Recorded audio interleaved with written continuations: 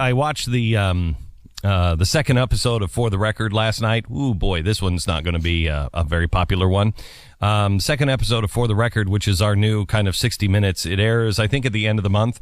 And this one shows the cost of the Arab Spring in two ways. One, the slaughtering and the rape of Christian women in Egypt, and the number of Egyptians that are Christian that have applied for asylum here.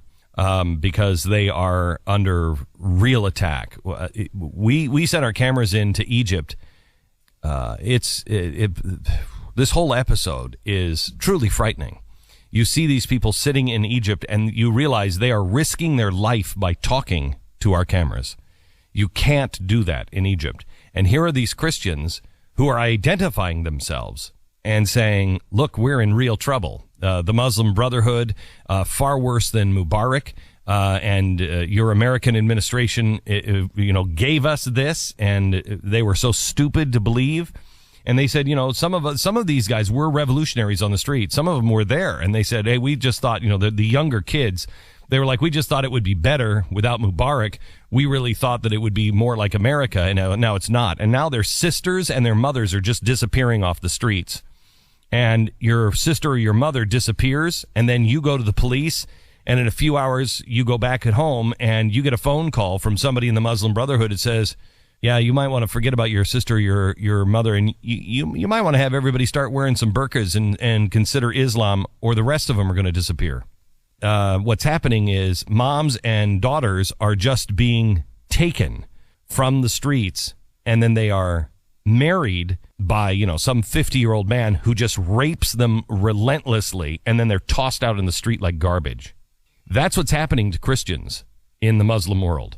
And I just wrote a memo to the guys who are, our producers that do this for us. And I said, this isn't just an episode. This is a cause.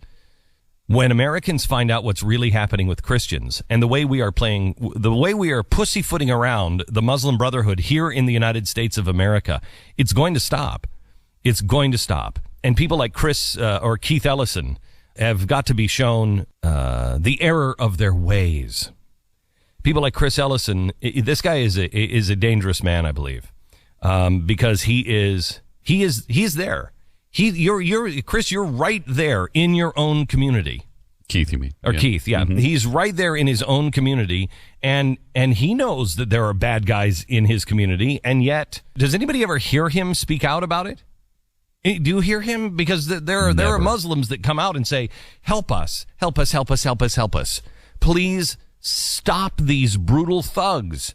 Instead, what the State Department is doing is moving whole Somali villages over into Minnesota.